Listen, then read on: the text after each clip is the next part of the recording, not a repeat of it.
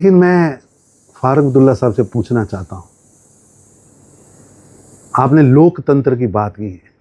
देश जानना चाहता है जब 1,60,000 कश्मीरी पंडितों को कश्मीर से जबरन धमकाकर भय पैदा करके निकाला जा रहा था, आप मुख्यमंत्री थे, मुफ्ती साहब देश के गृह मंत्री थे, आपने क्या उपाय किया? तब लोकतंत्र की चिंता आपको नहीं आई, तब मानवता की चिंता नहीं आई, तब आपके मन में कौन सा आपातकाल आया था?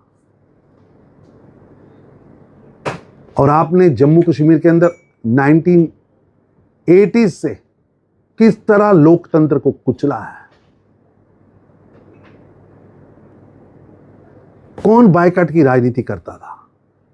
कौन बायकॉट की राजनीति पर सत्ता में पहुंचता था? किसने वोट की ताकत को जनता से छीन कर जबरन मुख्यमंत्री का ताज पहना था? इतिहास गवाह है।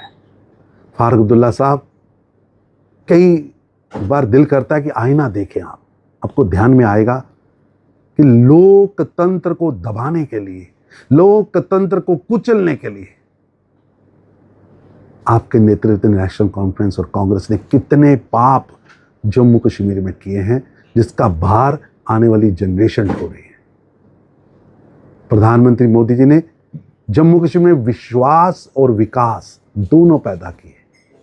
जहां भारी बायकॉट कराते थे, सैकड़ों वोट लोकसभा में पड़ते थे, आज भारी पोलिंग हो रही है। लोगों का विश्वास भारतीय लोकतंत्र, देश के चुनाव आयोग, देश के संविधान पर लाइनों में खड़े होकर लोग वोट डाल रहे हैं।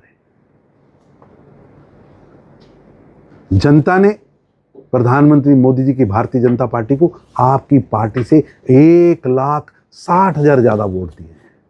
आपने क्या किया?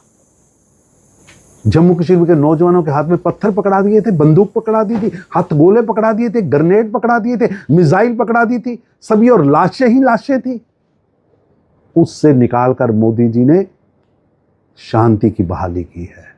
अब नौजवानों के हाथ में कंप्यूटर है, कलम है, जिससे वो भारत का, जम्मू कश्मीर का भविष्य लिख रहे हैं। तरक्की की नई रफ्तार है, इंफ्रास्ट्रक्चर खड़ा हुआ है।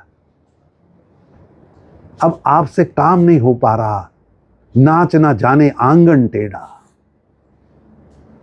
पूर्णतः सरकार है, सभी विभाग आपके पास हैं, पुलिस को छोड़कर।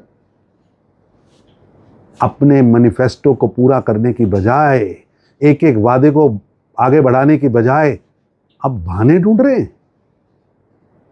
जब नेशनल कॉन्फ्रेंस ने विधानसभा के लिए पर्चा भरा था, तो जिन परिस्थितियों के लिए भरा था, जिन वादों के लिए भरा था, दोनों आपको भूल गए। मैं आपको याद कराना चाह रहा हूं, एक बार मैनिफेस्टो पढ़िए, फिर आपको लोकतंत्र समझ आएगा और याद आएगा, ध्यान आएगा कि नेशनल कॉन्फ्रेंस केवल आरोप की और बयानबाजी की राजनीति कर असल मुद्दों से ध्यान बटा रही है।